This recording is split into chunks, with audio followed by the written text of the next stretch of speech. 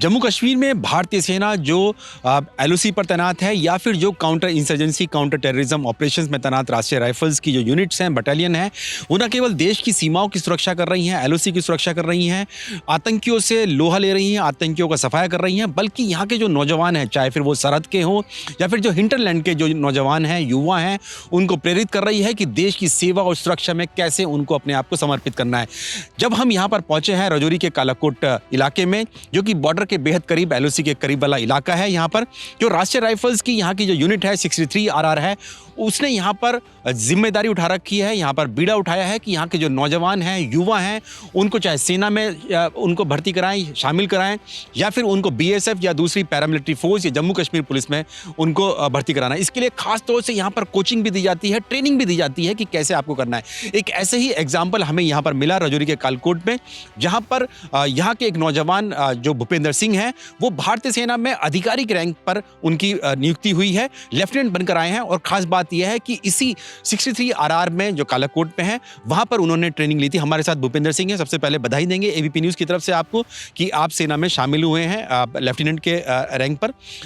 सबसे पहले भूपेंद्र सिंह, आपको, क्योंकि हम लोग देखते हैं कि हालांकि अब राजौरी इलाके में बहुत कम हम देखते हैं आतंकवाद की घटनाएं या एलओसी पर फायरिंग, तो हालांकि हम लोग सुनते रहते हैं, आपको कैसे प्रेरणा मिली कि आपको भारतीय सेना में जाना है और भारतीय सेना की जो यूनिट्स हैं यहाँ पर, वहाँ पर ट्रेनिंग लेनी है? मैं बचपन से इस इलाके में पैदा हुआ था, तो जब भी मैं यहाँ पे था तो मुझे दिखता था यहाँ पे चारों ओर आर्मी ही थी। तो मुझे लगता था कि ये एक अच्छा प्रोफेशन है जहाँ पे हम जा सकते हैं और अपने देश को सर्व करने का मौका मिलता है। तो तभी से मुझे प्रेरणा मिली कि मैं इसी संस्था में जाऊँगा। लेफ्टिनेंट भूपेंद्र सिंह, क्योंकि आप खुद युवा हैं, यहाँ पर रहे होंगे, आपको क्योंकि हमने पहले भी एग्जाम्पल देखा, उमर फैज़, लेफ्टिनेंट उमर फैज़ का हमने देखा कि किस तरह से उन्होंने शहादत दी देश के लिए।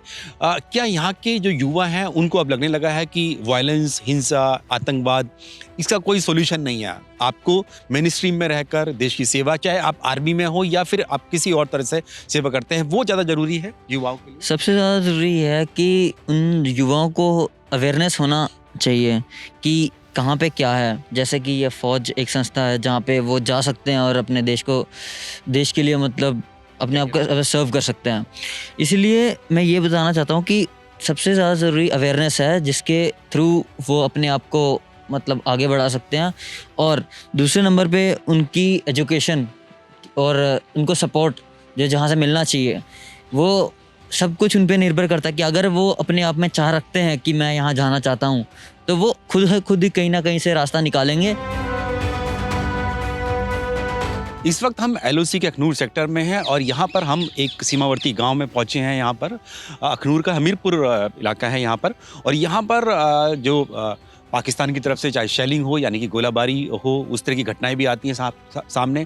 और इसके साथ साथ जो हम लोग देख रहे हैं कि इन्फिल्ट्रेशन, घुसपैठ कराने की कोशिश की जाती है, आतंकियों की घुसपैठ, तो इस तरह की कोशिशें की जाती हैं। इस सब के बावजूद भी जो सीमावर्ती गांव के नौजवान हैं, युवा हैं, उनके लिए भारतीय सेना खास तौर से ट्रेनिंग चलाती है कि वो अगर देश की किसी भी, चाहे वो सेना में आना चाहते हैं या पैरामिलिट्री फोर्स में आना चाहते हैं, तो उनके लिए तैयारी कराती है, उनको ट्रेनिंग भी देती है। तो हमारे साथ ऐसे ही इतने सारे ये युवा हैं और छोटे छोटे बच्चे भी हैं जो कि भारतीय सेना के अलग अलग कैंप्स में जाते हैं, उनसे ट्रेनिंग लेते हैं कि किस तरह से आप सेना में जा सकते हैं, देश की सेवा और सुरक्षा में लग सकते हैं। उन सब के लिए ही यहाँ पर ये आए हैं। और सब अभी जो जानकारी मिली है, ये तो एक छोटा बच्चा यहाँ पर आया है, अपने भाई के साथ आया है यहाँ पर, लेकिन जो यहाँ पर युवा हैं, इनमें से अधिकतर जो बीएसएफ है, कुछ आईटीबीपी में, भारतीय सेना में, उन सब में उनका सिलेक्शन होने वाला है या हो चुका है उन सब में। हमारे साथ ऐसे ही युवा हैं, हमें बताएंगे कि आप को किस तरह से प्रेरणा मिली कि आपको जाना है, सेना में जाना है या पैरामिलिट्री? सर, मेरा नाम रोहित गुजरिया, मैं सीमावर्ती इलाके का रहने वाला हूं और मैं एक गरीब परिवार से बिलोंग करता हूं। सर, भारतीय सेना की वाईजीएन की मदद से आज मैं सेना में भर्ती हुआ हूं, जिसमें भारतीय सेना ने मेरे फिजिकल और मेरे रिटन टेस्ट में मेरी बहुत सहायता की। और मैं भारतीय सेना का तहे दिल से शुक्रिया अदा करता हूं कि वो हमारी इतनी ज़्यादा मदद करती है, क्योंकि हम घर से गरीब हैं, ना हमारे पास ज़्यादा पैसा है कि हम कहीं ट्यूशन ले सकें। इसी कारण जो भारतीय सेना हमारी इतनी मदद करती है कि हमें घर ही बैठाल कर अपने गवर्नमेंट स्कूल में क्लासें लगाई जाती हैं, जिससे हम सेना में भर्ती हो सकें। भारतीय सेना हमारी सरहदों की सुरक्षा तो करती ही है, लेकिन जो सरहद पर रहने वाले गांव हैं, जो हमारे देशवासी हैं, उनकी भी मदद करती है।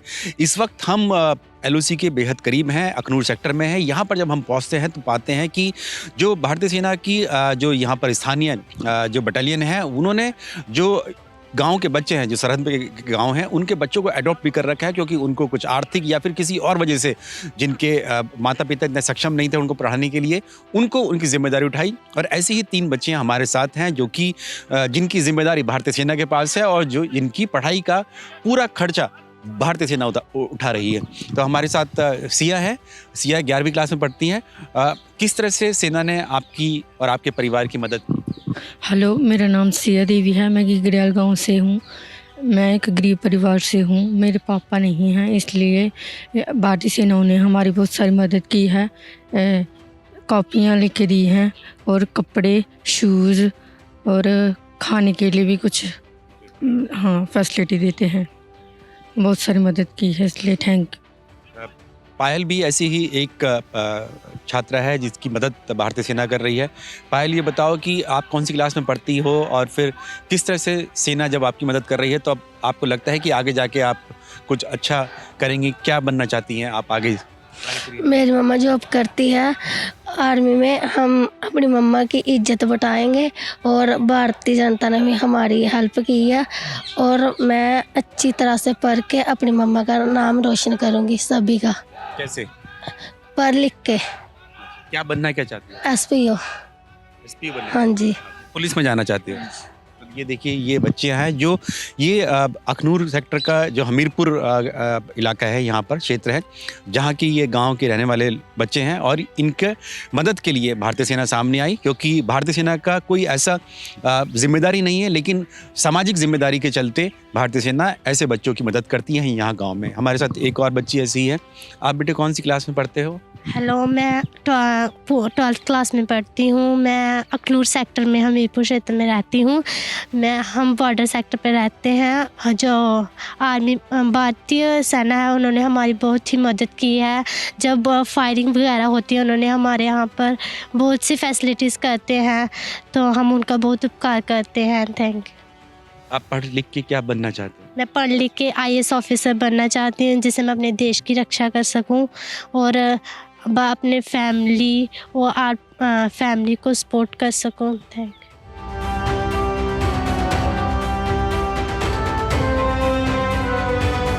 सर, मेरा नाम तो रोशनदीन है। मैं नारला बंबल की पंचायत का रहने वाला 2 नंबर वार्ड का, गगारी एरिए का, जहाँ कुदरत के ऐसे शान हैं जी। हमारी जो जगह है उधर बगैर फौज के हमको किसी का सहारा नहीं मिलता। क्यों? ना तो वो रोड है, ना ही डॉक्टर है, ना ही हमारा किसी ने आज तक कुछ ओखा और सोखा वक्त पे देखा।